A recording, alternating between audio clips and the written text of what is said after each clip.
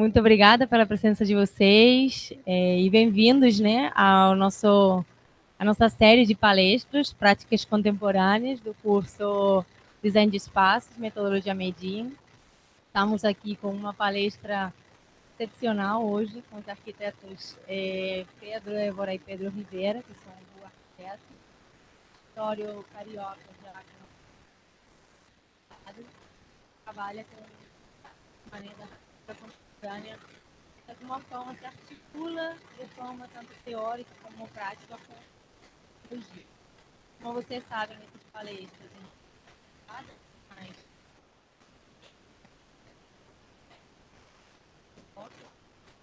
dialoga com as muitos anos teve tempo, né?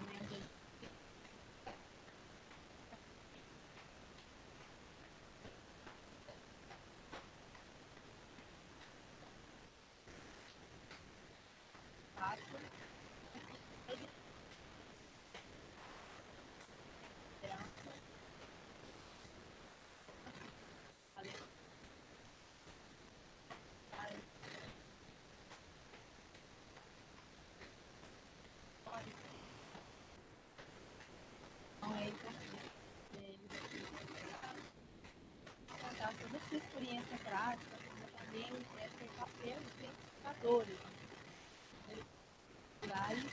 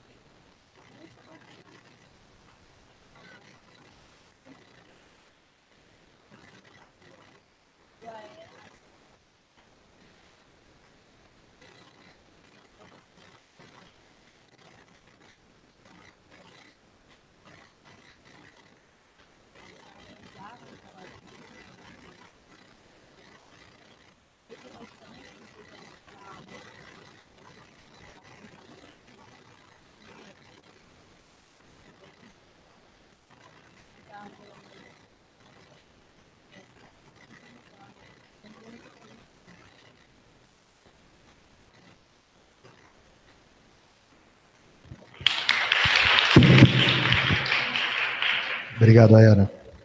Eu sou Pedro Évora, e é o Pedro Rivera. Eu vou começar falando, a gente vai ter que ficar trocando o microfone, então cada projeto um apresenta. A gente tentou organizar a produção a partir de alguns exemplos, e aí agrupou esses exemplos em pares, em trios, deu um nome para isso de maneira um pouco,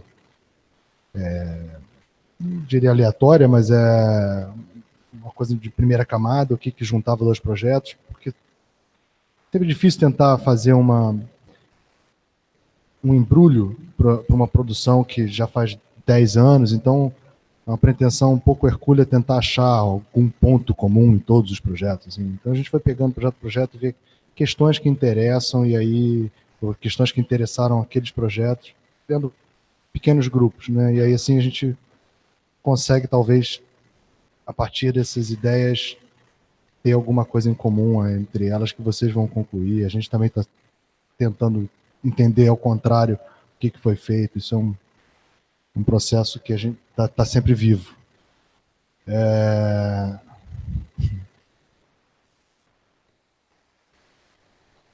Próximo.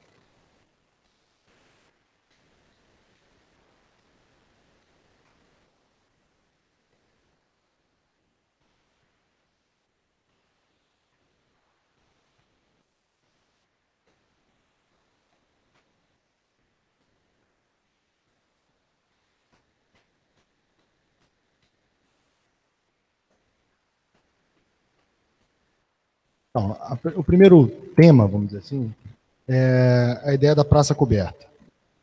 A gente tem um sol inclemente na nossa cidade, né? E quando surgiu o concurso para a sede do Campo Olímpico de Golfe, anunciado pelo IAB, a gente, né, muito entusiasmado com a chance de entrar nesse concurso, foram poucos, nesse contexto olímpico, ficou muito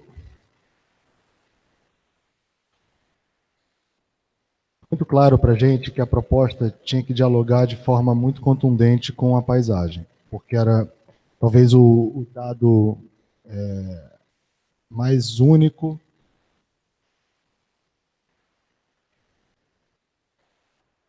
Isso não vai funcionar assim.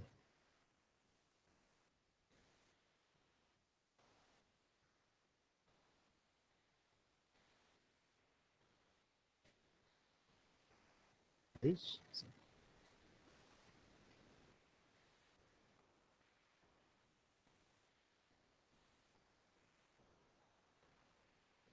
Ah.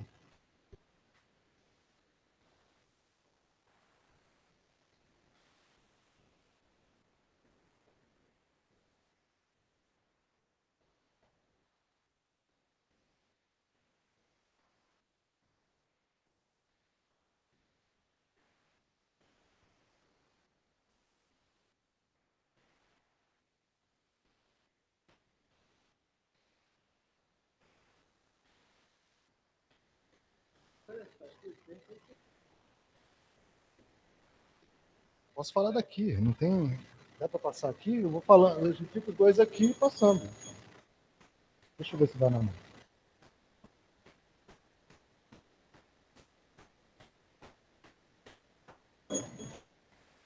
Qualquer coisa, desde que passe.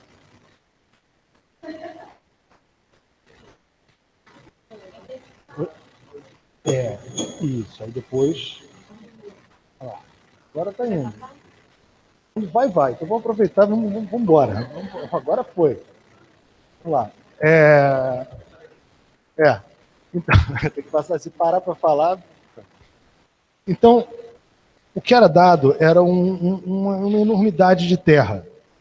Como é que a gente encara esse problema, a questão das referências na Barra da Tijuca, para implantar uma sede de um clube, de um esporte que a gente não pratica? E poucos sabem alguma coisa sobre esse contexto. A primeira coisa que a gente fez foi pesquisar o contexto do esporte, entender o esporte, mas depois tentar entender como é que você implanta um lugar, como é que você cria um lugar num lugar muito maior que não tem muitas referências. As referências são torres espaçadas, que é a questão da Barra da Tijuca.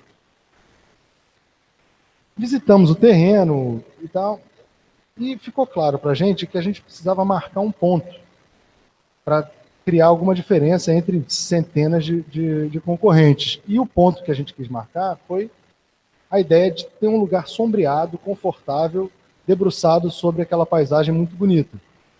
Então a gente criou um quadrado e disse assim, esse é o ponto. Esse é o ponto central do nosso projeto. E a partir desse quadrado a gente falou, então esse quadrado precisa estar coberto. Esse quadrado precisa ser um lugar onde as pessoas vão jogar, voltam, e sentam para tomar uma caipirinha e conversar e olham para o Rio de Janeiro e sua bela paisagem a partir desse ponto. Então, esse quadrado que a gente chama de praça, a gente entendeu que precisava cobrir. para que o sol não fritasse a cabeça das pessoas, sobretudo depois do jogo. Então, o primeiro gesto foi a construção desse espaço. Depois, a criação de um eixo. Passava por esse espaço, pegava desde a entrada do clube, atravessava esse espaço e apontava para a pista, para o campo. E depois, todo o resto do programa, as outras partes da arquitetura foram se organizando ao redor desse espaço. Então, foi realmente um espaço articulador, que a gente chama aqui de praça coberta. Falei demais. Isso. Tem esse aspecto, ela é furada no meio para que o sol possa desenhar e permitir a grama crescer. É um espaço bastante generoso, ele tem 40 por 40, e depois a gente cobriu esse espaço com essa lona vinílica com estrutura metálica, de forma leve, fazendo um contraste com as arquiteturas que estão em volta, que são pesadas, de concreto.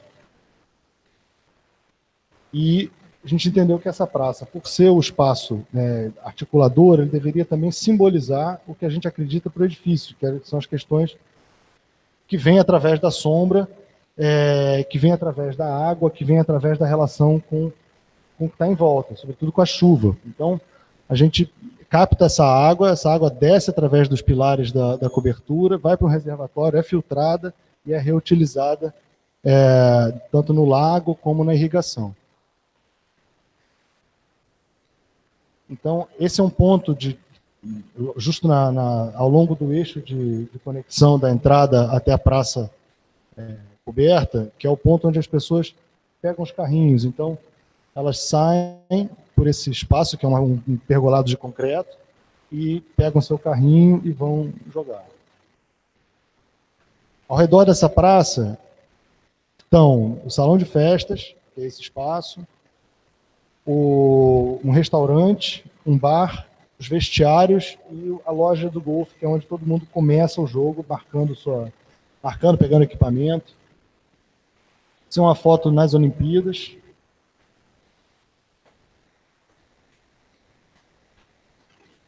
Não, eu queria só acrescentar que uma das coisas no concurso assim, que foi muito importante para a gente foi que fosse reconhecido como uma arquitetura daqui. Né? Em geral, quando se olha os equipamentos olímpicos, eles são extremamente genéricos, eles podem estar em qualquer lugar do mundo. A gente quis olhar para a nossa tradição arquitetônica para realmente afirmar que esse era um projeto, enfim, feito no Rio de Janeiro, feito no Brasil. A gente teve essa intenção. Bom, dentro desse guarda-chuva da Praça Coberta, a Casa do Jongo é um projeto radicalmente no espectro oposto do campo de golfe, né? Em vez de estar numa área valorizada da cidade, no coração da Barra da Tijuca, enfim, para um esporte que é um esporte de elite, né? Um esporte caro. O Jongo ele está numa favela do Rio de Janeiro, no Morro da Serrinha, em Madureira. E, curiosamente, esses dois projetos ficaram prontos com um mês de diferença. Então, foi muito interessante assim, ver as nossas sensações. Né? Sempre que a gente põe... É engraçado, a Yara falou assim, é uma prática que consolidada. Foi a primeira vez que não fomos chamados de jovens arquitetos. Enfim, acho que a gente não é mais jovem mesmo, mas é a primeira vez que a gente não é jovem arquiteto também. Mas, apesar de 10 anos de prática, assim, muitos poucos projetos se tornam reais. Então, é sempre muito emocionante, é muito tocante quando um projeto de dimensão pública fica pronto. Né? E foi muito interessante esses dois universos, né? um olímpico, né? E o outro numa favela, ficando prontos ao mesmo tempo, com próprias sensações.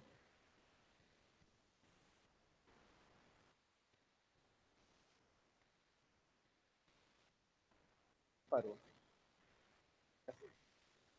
Certinho, né?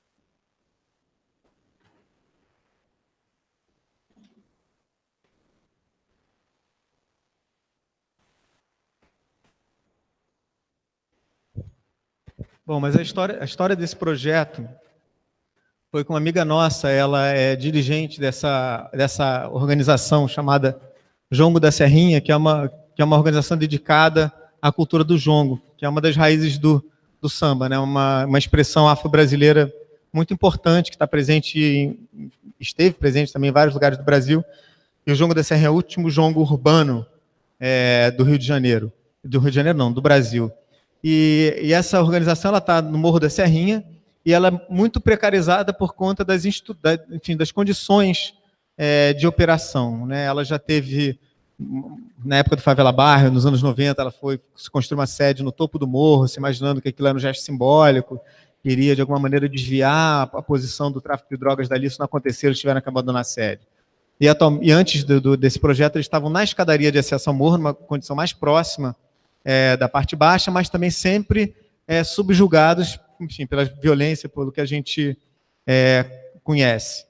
E um outro aspecto que eu acho importante também é o seguinte: a gente pensar que a maioria dessas crianças que são atendidas pelo projeto, elas vivem em condições muito precárias de habitação. E o espaço que eles usavam era um barraco alugado na própria favela. Então, era, mais uma vez, uma reprodução de uma condição precária de espaço, né, de um espaço exíguo, de um espaço mal iluminado, de um espaço, enfim, sem ambições espirituais, a gente pode dizer, assim, que sejam condizentes com a missão que uma instituição como essa tem, com o que ela pode representar de transformação na vida dessas pessoas. E a matriarca, o jongo, ele tem essa estrutura da cultura africana da matriarca. Ela é uma senhora de 80 anos, sei lá, agora já deve ter até 90 anos, muito forte, assim, é um magneto dessa comunidade.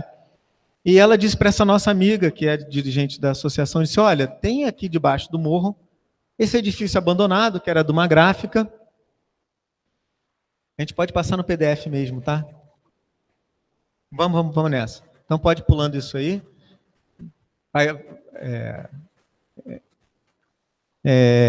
Então ela disse: vamos ocupar esse espaço, vamos viabilizar a ocupação desse espaço. E essa amiga veio para a gente e disse: olha, Pedro, tem esse edifício, tem essa história, eu preciso de um projeto, porque esse projeto ele precisa vender. Esse projeto vai me ajudar a vender essa ideia. Essa é a primeira, exatamente. Essa é a tia Maria do Jongo. E esse era o edifício tal qual ele estava. Então a gente, na verdade, pode passar. Na verdade, a intervenção sobre o edifício ela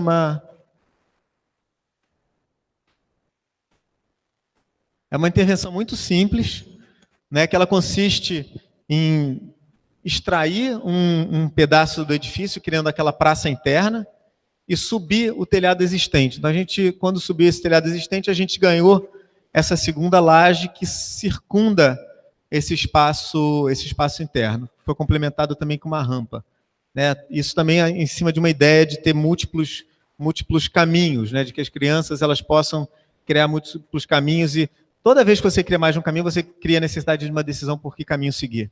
Então, no sentido de criar um eterno desafio no utilizar o espaço. Então, a gente produziu isso, essa maquete, logo no começo, pode passar? Logo no começo, a gente produziu essa maquete. Essa maquete ficou sendo restaurada eternamente. Próximo. Pode passar?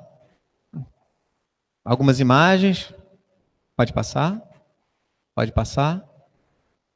E essa é a imagem da assinatura de cessão do espaço sendo feita no edifício em cima da maquete. Então, acho que assim, isso acho que demonstra um pouco como a nossa diligência, né, e vontade de transformar e de colaborar com a transformação das coisas, ela pode produzir esse resultado, né?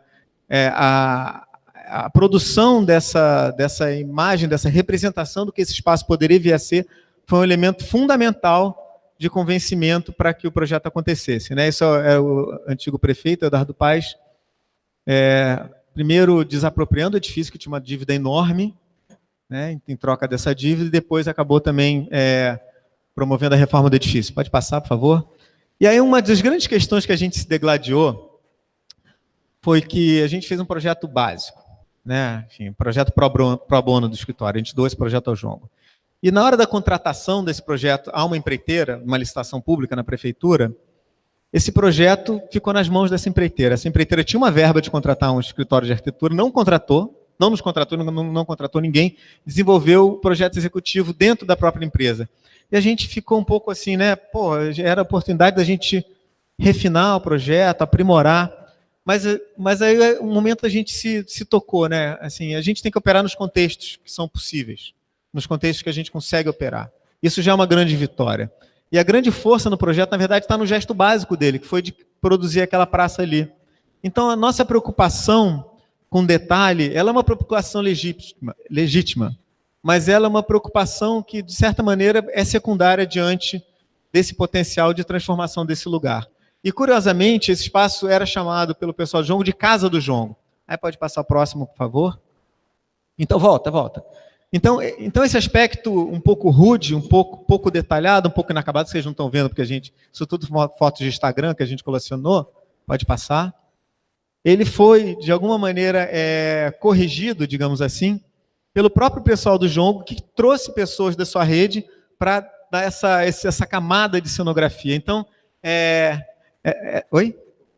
domesticou esse espaço. Então, essa camada, ela aproximou, trouxe essa escala doméstica, trouxe a participação de uma rede maior do que nós. Depois que o edifício foi entregue, também produziram um terraço-jardim, enfim. E essa ideia do edifício que é eternamente aprimorado, mas também uma ideia de que o projeto é algo sem fim, né? O projeto não é algo que se encerra no momento que o arquiteto entrega o projeto, ele é construído, mas ele é aberto à transformação, ele permite essa transformação. Pode passar. A gente teve a sorte de trabalhar um projeto de algumas galerias. A gente trouxe duas aqui. Uma é a Galeria 1500, a segunda é uma galeria no Jockey, que abriu recentemente. A Galeria 1500, ela surge pelo convite de um galerista carioca que trabalhava em Nova York, e aí ele vem para o Rio de Janeiro, no contexto pré-olímpico, a cidade... Nova York não estava indo muito bem, aí ele vem para o Rio de Janeiro, procura um lugar para abrir a galeria dele, e os preços estavam exorbitantes. E ele falou assim, cara, eu não consigo abrir minha galeria aqui, isso aqui está mais caro do que Nova York. Eu vou para o Morro. E aí ele tinha já uma relação de família com o Morro da Babilônia, ele falou, vou para o Morro da Babilônia, tranquilo, já conheço, conheço gente lá. Foi para lá. Pode passar, por favor. E aí encontrou essa ruína. Era uma ruína próxima da UPP. E aí ele comprou a ruína. E aí nos apresentou a ruína. Falou, olha só, eu comprei essa ruína, quero fazer alguma coisa com ela. Imaginei trazer a galeria para cá. Só que o detalhe é que a ruína está no topo do morro, do lado da UPP. Difícil chegar, difícil... no trabalho de quem teve... que teve a pessoa que construiu ali, constrói ali do lado, a gente olhando para aquilo assim, como é que a gente mexe nessa ruína, né? Então a primeira decisão foi, vamos aproveitar tudo que a ruína tem ou puder nos dar, né? Então essa foi uma decisão fundamental. A estrutura dessa casa que é existente será a estrutura da galeria com reforços e tal. A segunda foi, vamos desmontar os tijolos e vamos tentar aproveitar o máximo possível, porque não faz sentido descer nada. A gente vai subir qualquer coisa aqui já vai ser muito difícil. Pode passar. Tá? Então, a gente encontrou aquela estrutura que é aquela situação que está ali. Vocês conseguem ver aquilo ali? Existia uma sinalização de uma casa ali, nesse segundo pavimento. O primeiro pavimento era uma pedra com terra. Então, a pessoa construiu uma espécie de embasamento sobre a pedra e fez, de fato, a escada para acessar o que seria a casa no segundo pavimento. E começou a construir os quartos, dividir e tal, nessa espécie de trapézio ali, mal cortado, com 2 varandinhas. Aquilo ali já nos deu assim, algum indício do shape que a coisa poderia ter, né? Da forma que o espaço poderia dar. E entendemos que o térreo, aquele espaço onde tinha pedra, tinha muito mais a revelar do que estava ali. Então, assim, um gesto paralelo, além de começar a desmontar aquelas paredes que estavam ali em cima, foi assim, vamos começar a limpar tudo que existe aqui embaixo, vamos tirar essa terra toda que está soterrando essa pedra e vamos olhar para ela. E aí, então, o térreo, a gente começou a limpar, saiu assim, meses e meses e meses tirando terra que o morro vinha sedimentando ali e, ao mesmo tempo, desmontando a parte de cima. Aí o segundo gesto foi acertar a forma desse trapézio, que é a segunda imagem. Depois a gente entendeu que, com esse trapézio, com esse segundo pavimento se prestando a um espaço de exposição, nos restava seguir a circulação que já estava indicada. Então surgiu a ideia de fazer a circulação dando a volta no volume que surgiu, né? E de alguma maneira também dando a oportunidade das pessoas olharem o edifício e olharem o entorno em 360 graus, porque tudo ali é muito bonito. A gente está numa área com uma mata muito viva, tem bananeiras, mamoeiros, é tudo muito, muito tropical, intenso, e quando você olha para frente, você tem o Oceano Atlântico. Então, a vista aí era uma coisa muito poderosa, por qualquer lado que você olhasse. Então, para dialogar com essa vista, a gente depositou em cima do volume um tubo, né, como se fosse uma lente, um objeto de fotografia que enquadrasse, mas que enquadrasse tanto o horizonte como o mamoeiro que estava atrás. Então, a circulação foi costurar isso e encaixar tudo junto. Pode passar, por favor. Ela está ali na direita, no alto. Pode passar. E aí, para proteger a circulação, como guarda-corpo e tal, a gente imaginou repetir uma solução que a gente via recorrentemente ali, porque tudo que a gente optou, a gente via ali, eram soluções simples, baratas e que qualquer um podia fazer. A gente pegou a escora da laje e repetiu a escora da laje centenas de vezes, com uma madeira para durar, que era uma maçaranduba, e ela serviu não apenas para escorar a marquise que foi ampliada, mas para fazer esse brise que filtrava a luz para a circulação e para a galeria que está atrás dela. Pode passar. E aí essa circulação conduz ao terraço, que é um espaço aberto, mais generoso. Pode passar. À esquerda, o espaço interno da galeria e à direita o tubo do espaço de trabalho.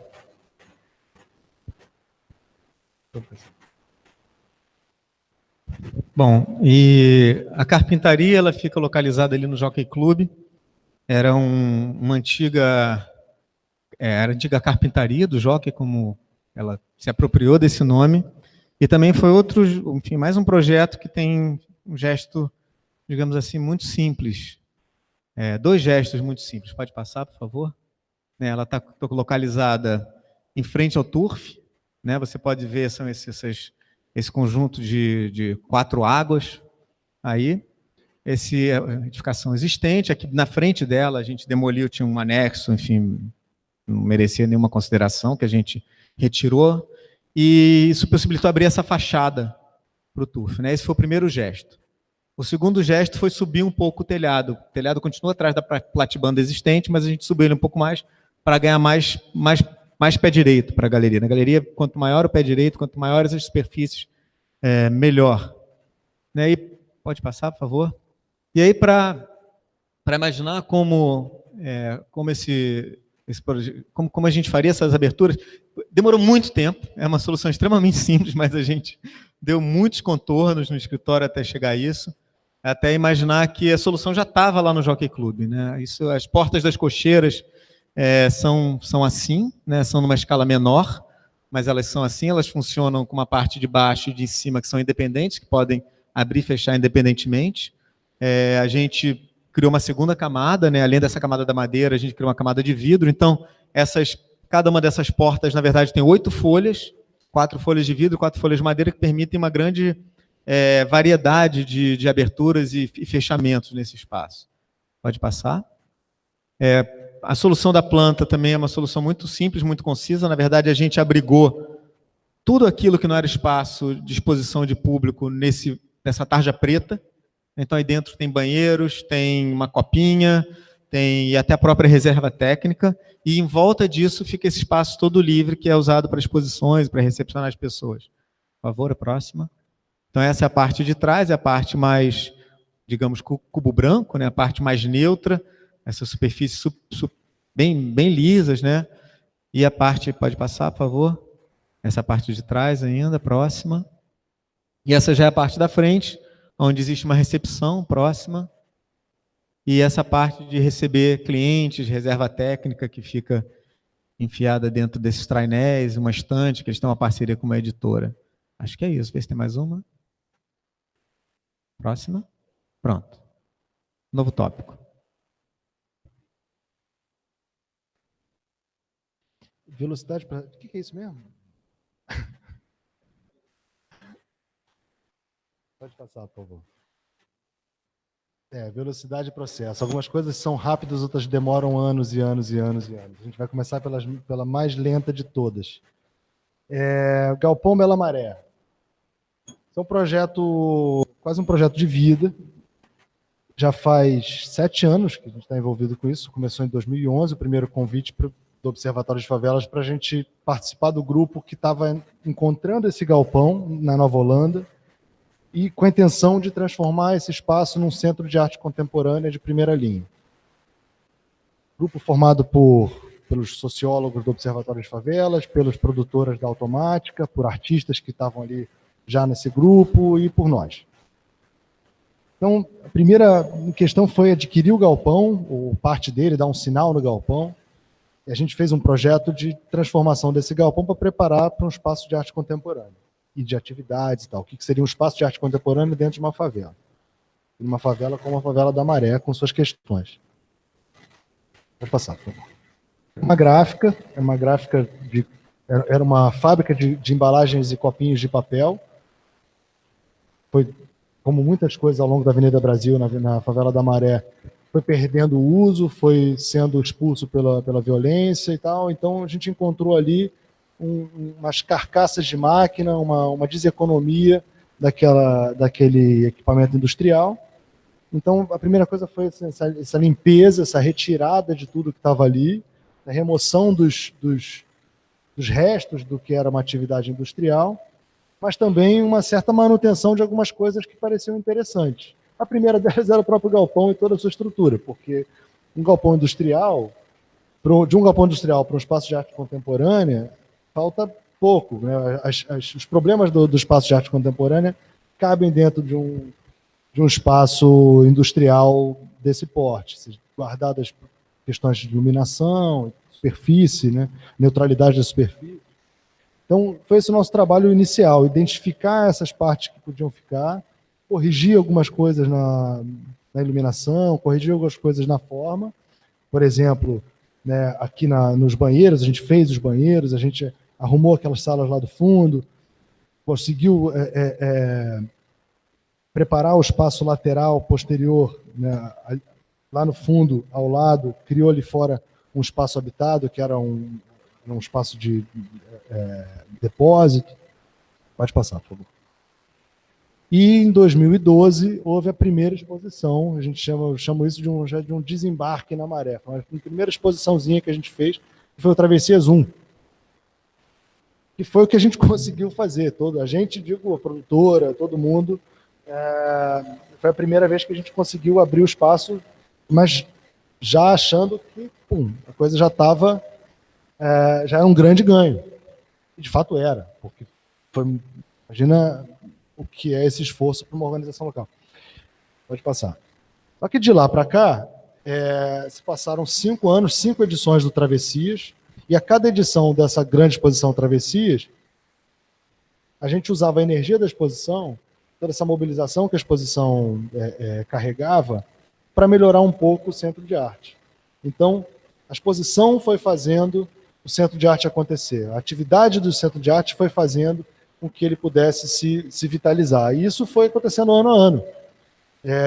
Até no ano, acho que a gente teve mais dificuldade, que foi o ano de 2016, né? 2017, pós-olímpico brabo, Petrobras investigada, nenhum dinheiro de patrocínio. A gente teve travessias, ou seja, a gente vem conseguindo remar, mesmo em condições bem adversas, e o centro se consolidou. Então, uma espécie de instituição que se cria, fica em pé e que agora é mais difícil derrubar do que seguir. Uma nova inércia se estabeleceu, que isso aqui é muito mais importante do que qualquer arquitetura, né, num contexto como esse. E hoje é muito bonito chegar lá e ver que tem um programa educativo, tem uma nova exposição acontecendo, com todas as dificuldades de patrocínio e tudo mais. É um espaço que está vivo e que recebe crianças e está se dispondo a dialogar com a população mais jovem em questões de arte contemporânea e vocalizar talentos locais. Então, é muito bacana. A gente fez uma biblioteca nesse processo, muita gente querendo doar livros, a gente ainda recebe livros de design e arte, a gente fez uma biblioteca de design e arte, construiu lá no fundo aquelas 2 salas do fundo já se tornaram várias coisas, vão mudando de função. Hoje em dia, a da direita é uma sala de workshop, a da esquerda é uma sala de vídeo, cinema, e do lado de fora, o que foi um depósito, é hoje uma oficina de marcenaria, a gente botou umas máquinas, lugar para cortar material. Aqui, a foto está sendo tirada de onde é a administração, que tem 2 andares, então tem uma sala de leitura no térreo, com uma grande mesa, sala de reunião, e uma administração mais restrita no 2º andar.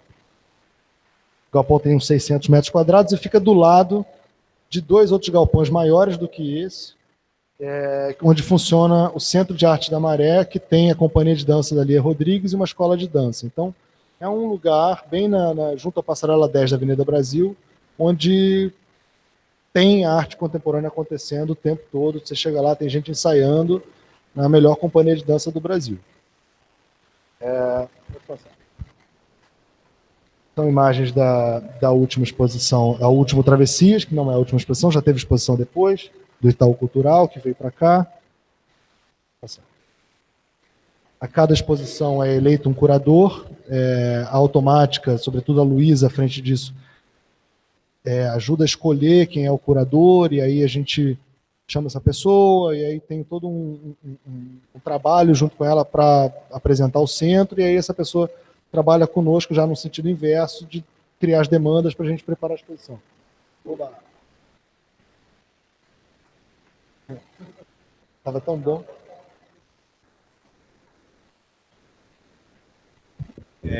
Se aqui... Então, esse trabalho que eu falei que é o trabalho mais longo, talvez, que começa em 2011 com um envolvimento que passa a ser de vida, porque é difícil imaginar o fim dessa linha, e já está descolado da arquitetura, assim, já é um trabalho que passa a ser um acompanhamento daquele lugar, precisa reformar um telhado, a gente vai lá dar uma olhada, aí o galpão do lado, aí surge uma nova demanda de ampliação desse galpão, a gente tem uma ideia e tal. Então é um espaço que passa a estar envolvido na própria história do escritório. Como é que é? Bom, se esse é o projeto mais lento do escritório, esse é outro projeto mais rápido. É uma viagem da Favela da Maré para a China. Em 2013, a gente foi convidado, junto com um time de mais 12 escritórios do mundo, para projetar o espaço sede da Bienal de Arquitetura de Shenzhen, em Hong Kong, que fica em Shenzhen. naquele ano, né? Esse passo cada ano é um lugar diferente, na verdade. Lá vamos nós. Vamos deixar no PDF, pelo amor de Deus. Está funcionando já do jeito que estava.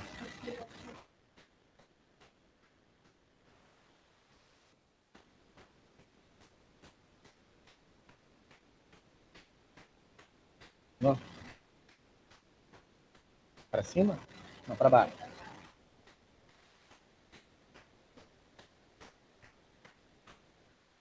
Bom, então, esses 2 slides mostram o time de pessoas envolvidas nisso, os arquitetos atrás e os estudantes. A gente teve a ajuda dos estudantes chineses. E na sua esquerda, um plano geral de ocupação dessa fábrica que já existia quando a gente chegou lá, né? Tinha uma espécie de master plan. Então, esse conjunto de pessoas se reuniu em torno enfim, de algumas concepções gerais em cima dos edifícios e da transformação desses edifícios. Toda a ideia por trás desse projeto é que Shenzhen é o berço do experimento capitalista da China. Shenzhen é a primeira cidade da China que se abre, assim, por estar ao lado de Hong Kong, né?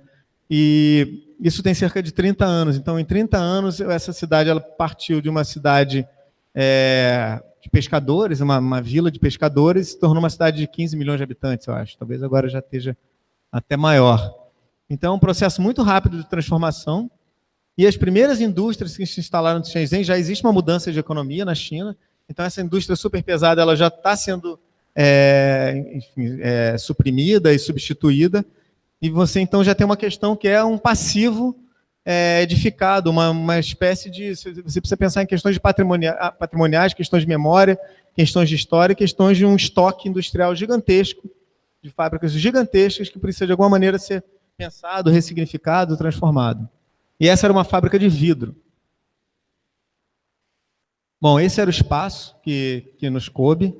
É o espaço principal da fábrica, é onde o vidro efetivamente era produzido, e a gente chegou lá, tinha essa situação absolutamente linda, desse lugar gigantesco, com enfim, com algumas telhas arrancadas e alagado embaixo, então tinha uma situação de luz muito bonita.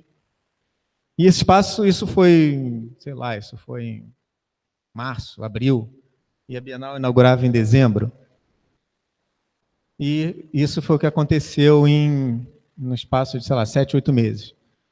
A China realmente é rápida, é uma coisa que é impossível de se pensar aqui, mas o projeto também foi um projeto que levou isso em consideração.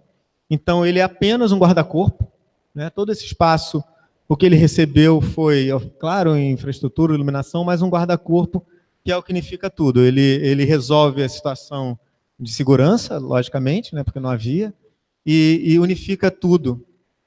E esse guarda-corpo tem uns detalhes, umas situações de luz, então isso percorre, é como se fosse uma fita que percorresse todo o espaço, e também a gente criou uma ponte lá em cima, conectando os dois lados.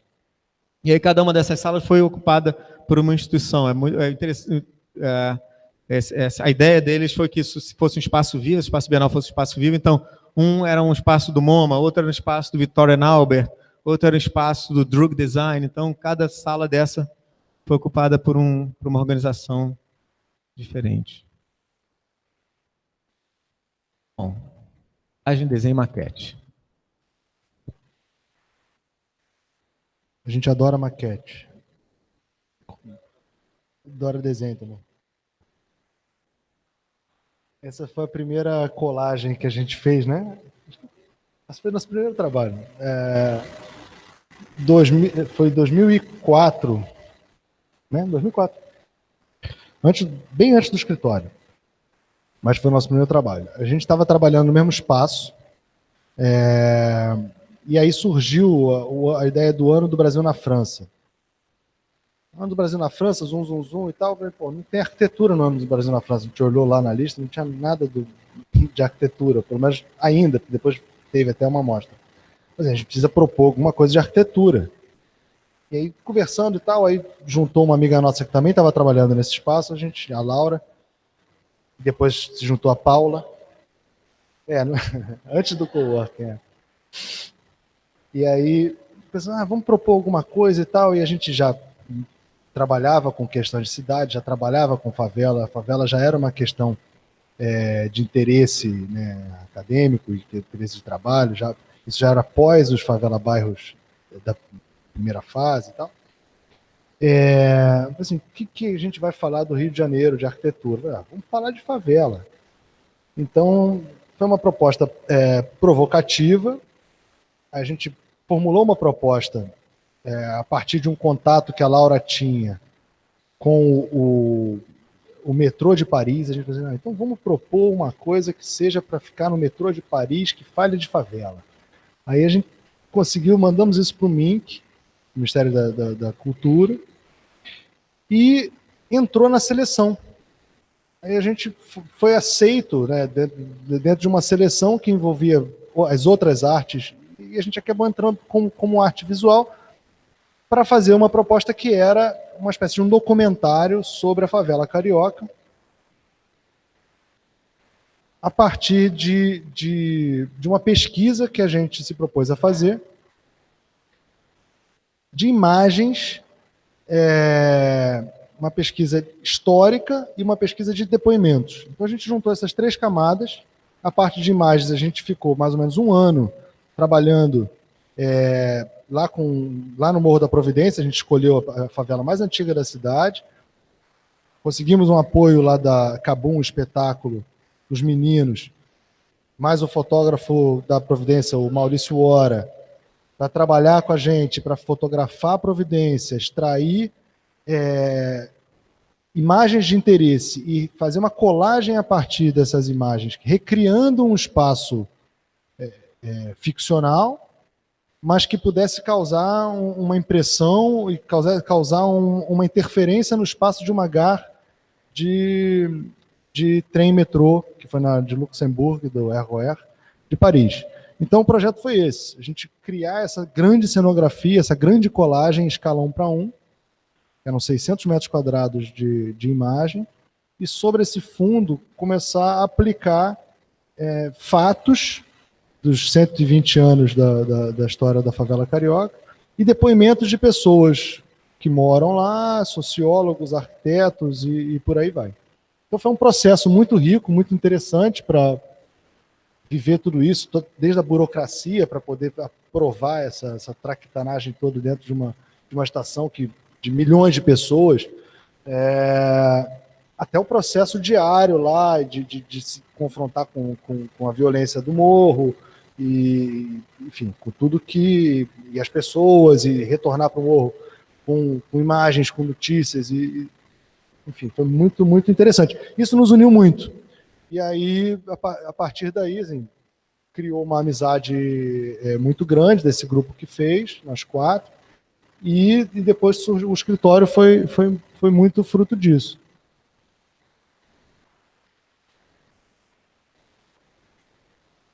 Eu acho que esse projeto tem uma questão também muito importante, porque, de certa maneira, ele posicionou a gente, né? Ele serviu para posicionar o escritório. Em 2005, o contexto era muito diferente do contexto de hoje. São os anos pré-Brasil crescimento, pré-boom, né? Mais próximo de hoje do que esse intervalo. Mas esse projeto serviu para a gente entender um pouco o lugar e nos colocar dentro desse contexto dessa cidade. Foi um projeto que recebeu muitas críticas naqueles anos. A favela ainda, o filme Cidade de Deus tinha acabado de ser, enfim, de ter ido para a televisão, para os cinemas, para o Oscar. Então, o tema da favela na mídia, né, era um tema muito pautado apenas por violência, por pobreza, por miséria, por todos os descalabros possíveis que vocês possam imaginar. Então, foi um projeto que gerou uma reação, gerou crítica de que a gente estaria vendendo uma imagem negativa do Brasil no exterior, de que a gente estava denegrindo a nossa cultura, etc. e tal, e foi uma forma também da gente se posicionar e de cada vez mais entender que uma das raízes, assim, da desigualdade que a gente vive é o posicionamento das pessoas, é esse tipo de visão que é uma visão que acredita nessa ideia de cidade partida, né? A gente não acredita nessa ideia. A gente acredita que a cidade ela é absolutamente integrada e desigual, muito desigual, mas as coisas todas elas estão o tempo inteiro se perpassando e negociando. Esse projeto já são quase 10 anos depois. A gente foi convidado pelo MoMA de Nova York para representar o Rio de Janeiro numa exposição onde havia 6 cidades. Cada cidade foi abordada por uma dupla, que era um escritório local, uma organização local, e uma organização internacional. A gente trabalhou com a escola de arquitetura, com mestrado de arquitetura da escola de Zurique, a ETH. E o tema dessa exposição era crescimento desigual, urbanismos táticos para megacidades. E a gente, enfim, foi interessante porque a gente já tinha uma proximidade, já conhecia, por acaso, o time da ETH, então isso foi uma feliz coincidência, o curador não sabia disso, mas foi bom trabalhar com eles. E aí a nossa ideia é um pouco... Vamos ao próximo, por favor. Próximo. Isso. A gente estava com uma série de questões sobre, enfim, a arquitetura no Brasil. Essas questões elas envolviam tanto os aspectos de nossos condicionantes locais, né? Essa ideia da varanda. A varanda é um tema que a gente estava discutindo muito, é um tema que estava presente no projeto do Golfo, que o projeto tem nada a ver com isso, mas é essa ideia desse espaço de negociação, de um espaço que não é um espaço exatamente programado, não é um espaço exatamente definido, mas um espaço onde diferentes coisas possam acontecer, onde existe uma liberdade para negociar, uma liberdade para deriva, e, ao mesmo tempo, essa capacidade nossa de empreendedorismo, de transformação, que está presente, e está presente contra todas as adversidades, né? A cidade existe apesar, enfim, das nossas estruturas, né? A favela é talvez uma das maiores manifestações disso. E a gente botou isso tudo no mesmo saco para imaginar um sistema que fosse um sistema chamado, que a gente denominou de Varanda Products, que seria um catálogo de produtos que fossem produtos associados a essa ideia de um fazer coletivo, essa ideia de um fazer espaços de convivências, fazer espaços enfim, de estar junto. Então a gente projetou um catálogo, pode passar. Enfim, tinha uma série de produtos.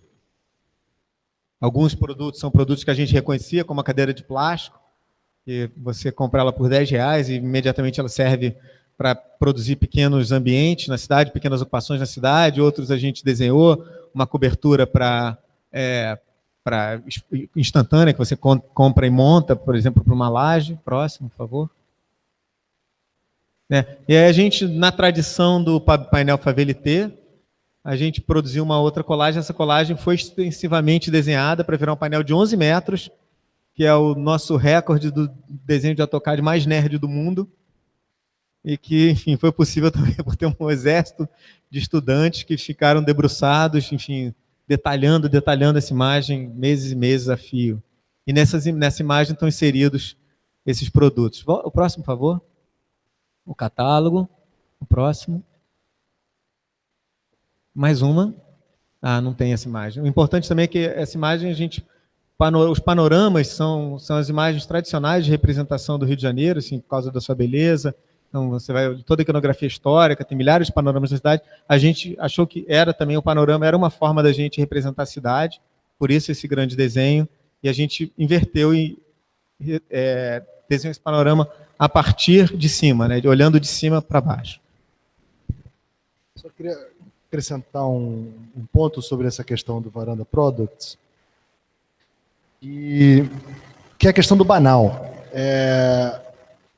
Porque a pergunta que estava colocada era uma pergunta que a gente, de cara, falou assim, não, é uma pergunta controversa. Assim, o título da exposição era Uneven Growth, Tactical Urbanism for Expanding Megacities. Crescimento desigual, urbanismo tático para cidades em crescimento. Como é que você resolve a desigualdade a partir de urbanismo tático? São coisas que são quase incompatíveis, né? Porque a desigualdade ela é gerada por problemas sistêmicos, pelo menos no nosso entendimento. E o urbanismo tático ele atua como uma compultura, ele atua como numa microescala, ele tem efeitos em rede, ele tem efeitos grandiosos, mas num sistema de uma outra ordem. Então a gente precisa operar dentro desse sistema, dentro dessa frequência, dessas pequenas coisas. E essas pequenas coisas, elas estão aí. É o sistema da cadeira de plástico. Você coloca 3 cadeiras de plástico juntas e bota 3 pessoas sentadas nessas 3 cadeiras de plástico, você pode fundar uma nova ideia. Então, a partir dessa banalidade de uma cadeira de plástico, é que está a ideia de um catálogo de coisas que a gente pode promover para juntar as pessoas. Como um ombrelone, aí é um dos produtos que estava no catálogo, que era a gente chamou, e tudo tem um pouco de humor, Papaya Umbrella, que era um guarda-sol que capta água, que as pessoas podem tomar banho em volta dele. Você vai na maré, estava na maré hoje, tem chuveiro, as pessoas é muito quente, então a galera piscina na rua. Então são situações que a gente, se observar bem, são soluções que as pessoas já dão, tal qual a cadeira de plástico. Só que isso precisa ou pode ser alargado, pode ser ampliado. E o campo do design tem muito a fazer e observar, e faz e observa isso, né? Modelo vivo. Lá naquele galpão da Maré, a gente... Na Maré? No espaço lateral, no Travessias 2, surgiu a possibilidade de fazer uma pequena maquete. Era essa maquete aqui à esquerda. E aí eu chamei essa maquete de modelo vivo, porque eu já de cara imaginei que essa maquete ela não ia dar conta de nada, porque era um grupo de pessoas, a maioria delas de fora da Nova Holanda, eu junto, que não tinha muita ideia do que acontecia em volta. E surgiu essa inquietação de assim, vamos posicionar o galpão no seu entorno imediato. Então, a ideia foi criar um modelo que pudesse ter essa situação de entorno. Então, a gente fez uma oficina, essa oficina foi um sucesso, ela começou no primeiro dia da exposição e terminou no último dia da exposição. E depois houve uma outra provocação, assim, precisa-se continuar com isso, porque foi muito legal e tal. E aí, já no Travessias 3, a maquete, o modelo vivo, ganhou um grid. Ele mudou de formato, a gente mudou ele de formato, para justamente preparar para crescer. Então a gente pegou o mapa da maré, começou a criar uma cartografia que não existia nas bases, até hoje ainda não existe legal, nas bases cartográficas da prefeitura, fez um desenho. Nessa época eu estava fazendo meu mestrado no ProURB, eu envolvi isso, né? Eu estava muito envolvido com essa questão do Travessias, do galpão, da maré e tal. Então, isso entrou dentro da pesquisa, então esses desenhos também foram parte da pesquisa, então tudo se misturou. E a partir desses mapas que foram criados para a maré, a gente criou um sistema de crescimento para essa maquete, onde a totalidade seriam 100 pedaços de 1 por 1. Tamanho assim, do piso. Aí estabeleceu que seria uma placa de compensado de 15 milímetros, e sobre aquele pedaço, blocos de madeira maciça para poder ter cor, textura, cheiro, uma vitalidade naquele material. Tinha que ser assim, não podia ser diferente, tinha que ser de madeira.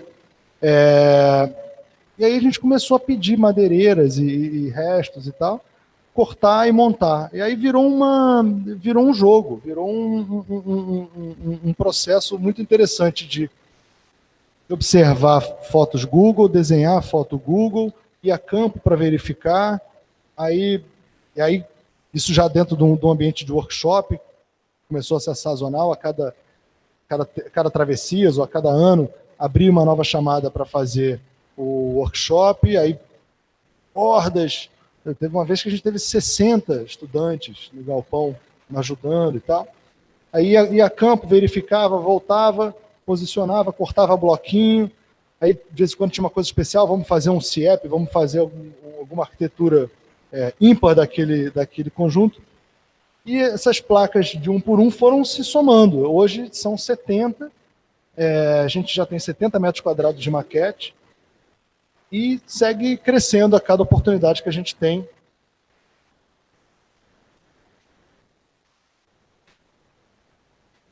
Essa foto foi no Travessias 3. E essa foi no Travessias 5, foi no ano passado, que aí a gente resolveu, e a cada vez que ela é exposta de uma forma diferente. A gente não junta e coloca... Ela se apresenta, o modelo vivo se apresenta de maneira integral, né, durante o ano. Na exposição ela muda. A gente fragmentou, criou essa espécie de grid clássico, meio provocativo. Pode passar. E aí, ao longo desses anos, algumas instituições viram esse trabalho e convidaram para ter, para mostrar e para ter uma representação fora. Isso daqui foi na Bienal de Chicago. E aí, a cada convite, a cada oportunidade de mostrar esse trabalho, acabou virando uma oportunidade de falar sobre Travessias, sobre a Maré, sobre o Bela Maré, o Centro de Arte, apresentar essa história toda e ampliar a maquete, né? Pode passar. E aí, no meio desse processo, surgem ideias, né? Uma das ideias é construir em cima do galpão um mirante, uma espécie de periscópio para observar a paisagem, para marcar de longe, para você poder ver onde é que é o Bela Maré e tal, que a gente chama de farol da maré. Pode passar. Isso na direita foi na Trienal de Lisboa, na esquerda foi o Carnegie Museum, em Pittsburgh.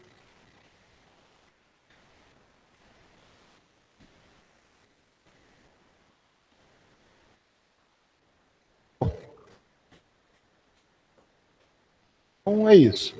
Agora é com você.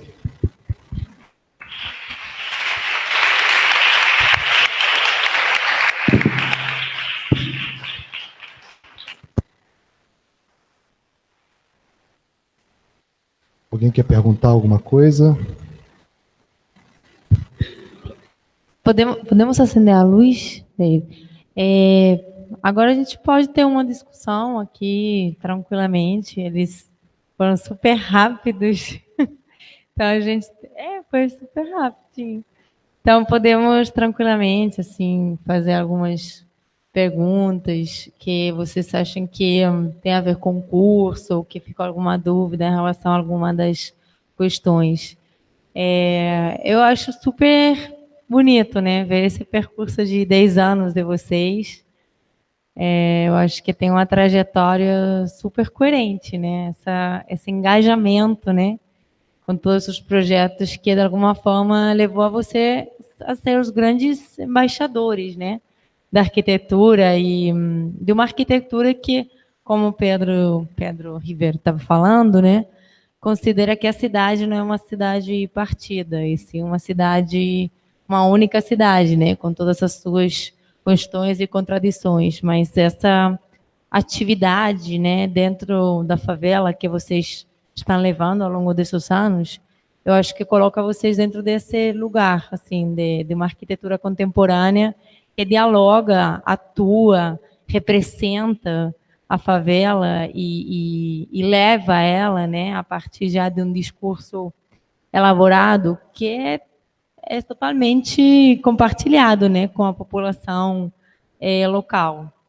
E isso é muito interessante, assim, não ter unicamente os discursos, talvez, né, dos sociólogos, e sim dos arquitetos, a partir de umas representações, como a gente está vendo, né, nessas últimas maquetes de Travessias, que elas são altamente complexas e ricas, mas tem um olhar arquitetônico, mas não deixa de ser uma linguagem altamente acessível, né?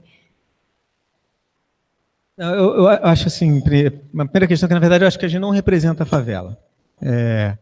Nem a gente tem essa ambição, nem a gente seria capaz de representar a favela, né? a gente produz representações sobre a favela, né?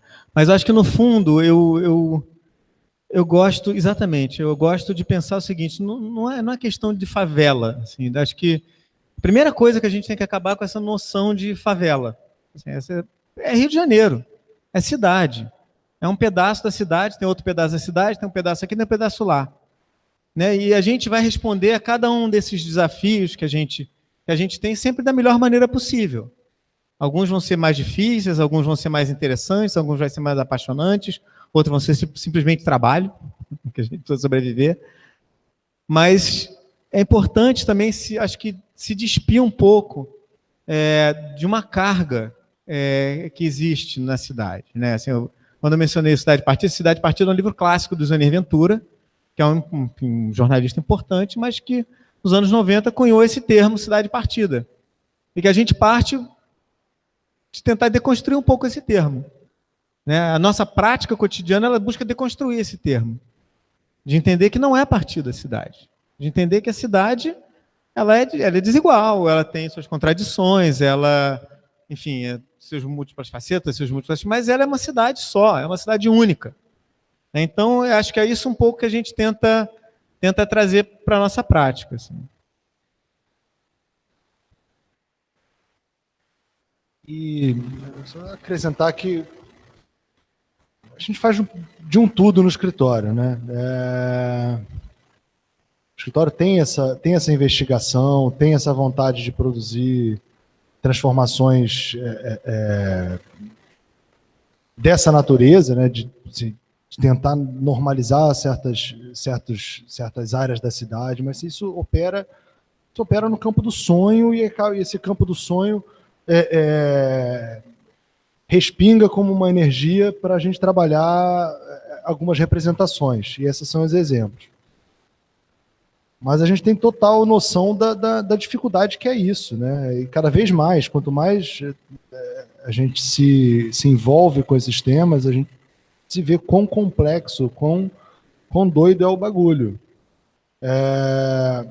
E fazemos várias coisas no escritório enquanto isso, né? Eu estava brincando que a gente faz de parklet a banheiro, a lavabo. Então, assim, fazemos arquitetura de interiores, fazemos casa do amigo, fazemos de um tudo. E fazer de um tudo é também tentar dar conta de questões que estão para além da nossa capacidade mesmo. Como isso, né? Falar de favela, tentar mexer nessa questão é muito difícil, né? Transformar essa realidade é de uma ordem, assim, a gente não tem essa potência, né? A arquitetura não tem essa potência, mas consegue, né, criar através dessa comunicação, através de linguagem, através, como a arte também é capaz de fazer, provocações, criar algumas sinalizações, né? Marcar alguns pontos que operam no campo da ideia, que operam no campo das microtransformações, assim. Agora, adoraria, né, ter esse poder todo, imagina, de poder, né, passar assim, a mão em cima de um lugar e ele ficar em paz. Porra. Mas é isso, assim, a gente é muito impotente, né? A gente olha para a cidade com muito amor e quer transformar as coisas, mas nosso trabalho é um trabalho de design, de desenho, e esse desenho é executado e tal, e tem um limite mesmo, né? E tem, assim, essas histórias todas, elas têm seus percalços, né? Tem todo um trabalho duro e uma história que ela é parcialmente bonita e parcialmente suada pra caceta.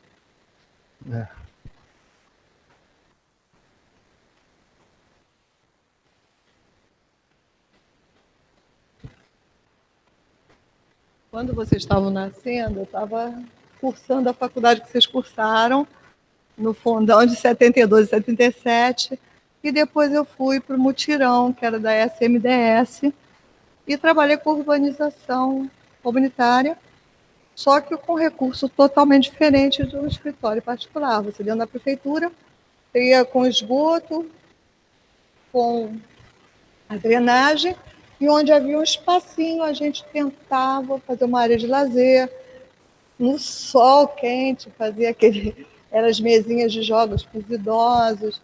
A gente tentava humanizar, mas foi uma luta assim, muito grande de você fazer essa urbanização com muito pouco recurso. Quando você fazia uma creche como a da Mangueira, eu tentei conservar uma senzala, botando os vidros em rosa e verde, botar a Mangueira da Manhã ali, né? E não era aceito, dona Nelma queria que derrubasse para fazer um prédio novo. Eu fiz o prédio novo até no projeto atrás, com a área molhada, e a área seca seriam as salas e a administração, mas foi derrubado. Hoje tem uma lelé. Quando eu voltei de Brasília, que eu saí em 95, quando entrou o Favela Bairro, essa politicagem estava muito presente com os escritórios de arquitetura, e aí eu resolvi me embora, fui para Brasília. E larguei. Voltei, quando eu voltei, fui para a sala de aula, da aula de artes, e hoje eu sou artista plástica. Então eu estava vendo assim, o envolvimento de vocês com essa parte social, essa vibração de vocês que são meninos novos para mim, né? Porque quando vocês estavam saindo da faculdade, eu estava me aposentando em 2004, eu estava já botando. E aí, o que eu fui fazer? Fazer arte contemporânea, e é o que a gente leva dessa coisa toda que vocês passaram, dessa vibração toda que vocês passaram. Vocês, ao mesmo tempo que fizeram uma carpintaria, conheço bem a carpintaria, que é de arte contemporânea, para ser visto por uma população,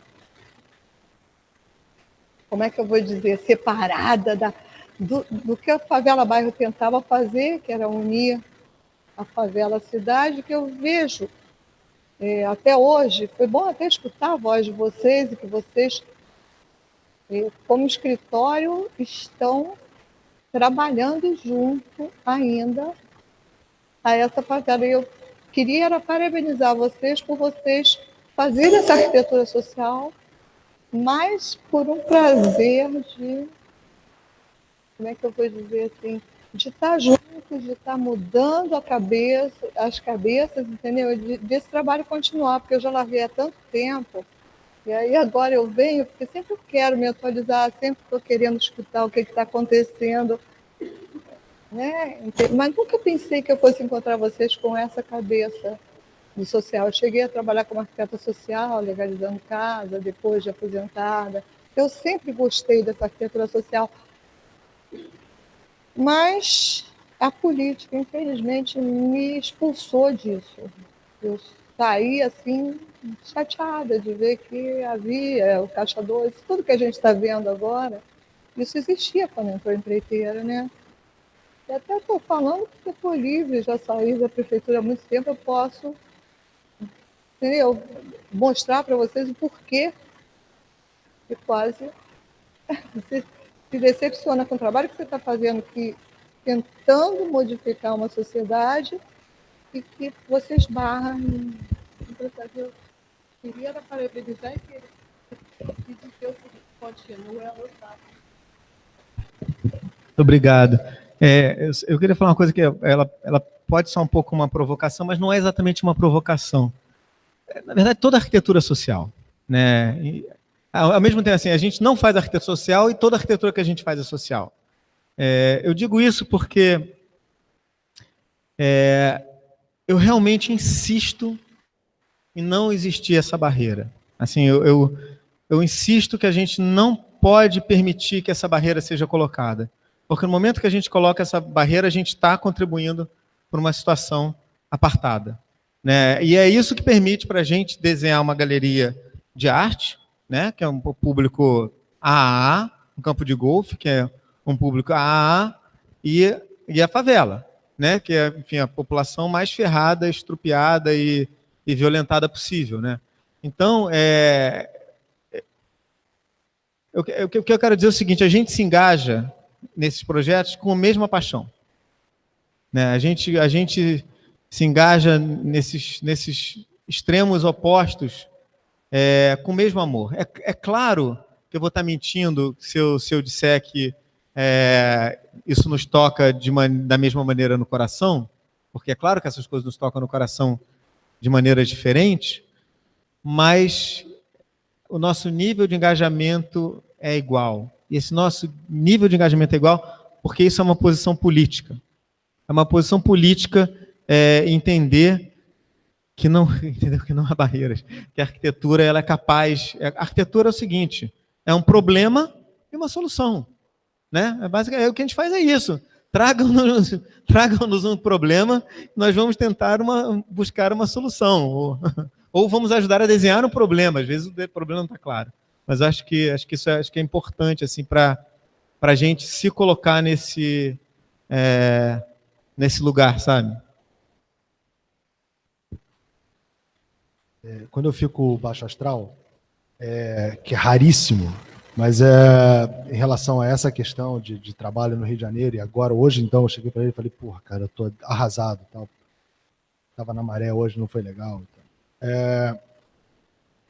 Eu lembro justamente disso, da questão da nossa matéria-prima. A nossa matéria-prima são problemas.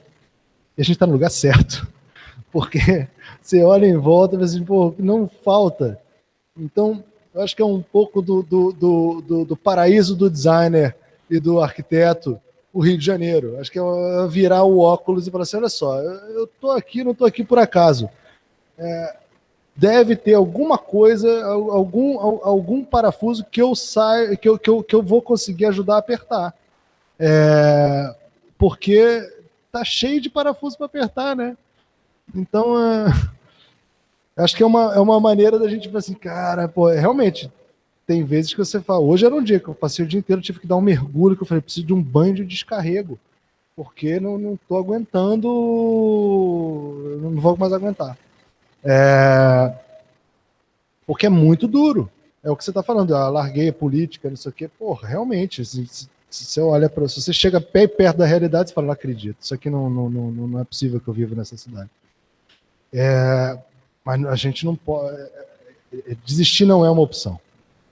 Acho que isso faz parte. Você pode migrar de campo, né? Você sai do mutirão, aí vai para onde isso aqui, aí termina fazendo arte, que ainda é, né,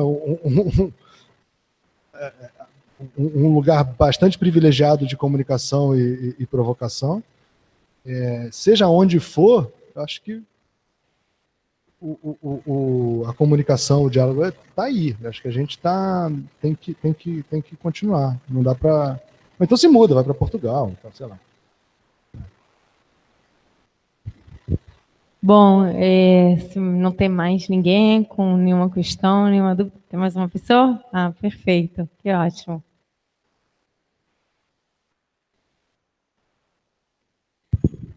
Na verdade, eu queria os elogiar. Já não é de hoje que eu queria os conhecer e pedir a oportunidade de outras palestras. Já sou formado, inclusive, pelo IED. Quem tiver para entrar no curso pode entrar, que realmente é explodir a caixinha. E eu acho que é isso. A arquitetura, de um tempo para cá, nos fez ser especificador de materiais. Reduziu muito o papel do arquiteto. E eu demorei muito para entender isso. Eu me formei em 2010, no Amazonas, e estava muito conformado com essa questão do que é ser arquiteto e o que é ser urbanista, que separam tanto na nossa universidade. E eu só sou elogios para vocês, admiro demais o que vocês fazem, porque eu acho que é isso, não existe o arquiteto, o urbanista. Existe um cidadão que desenha e que tem uma formação mental crítica. Não existe sociedade com mais valorada ou menos valorada. Com o tempo, a gente vai descobrindo isso e é muito bom hoje os ver ao vivo. Eu acho que eu já até no início de carreira aqui no Rio de Janeiro devo ter enviado o meu currículo para o escritório de vocês, como enviei para alguns, muito inocente, na cara de pau mesmo, de vai que rola. e descobri o Estúdio X, fui no Habitat, e são pessoas assim como vocês, que podem ter certeza que vocês estão plantando diferença, e a gente compra. Quem compra a diferença, com o tempo, vê que cada projeto realmente, de fato, do banheiro à reestruturação habitacional de qualquer lugar, é importante. E hoje em dia eu comecei a tomar mais coragem pelo IED, por pessoas como vocês, como Kogan também, eu admiro muito, Gabriel Kogan, em São Paulo, com as críticas que ele faz, cada um no seu ponto, ele já vai para a questão de matéria, redação e revista, mas cada um tem o seu papel e tem função. E eu acredito que a gente pode vir, sim, a mudar e vir na palestra justamente para os ver ao vivo, sabe? Aquela coisa meio que mítica, assim, tipo, como um dia viu o Oscar, assim como um dia viu o Rui Otaki. Eu acho que a gente tem que conhecer e ver ao vivo e parar com essa arquiteto estrela. A gente, infelizmente, compra muito, dependendo da universidade, que o arquiteto é um grande artista, mas como celebridade. Eu acho que a gente tem que realmente fazer como vocês dois fazem. Cair no social, sem esquecer que temos que nos sustentar. Gratidão.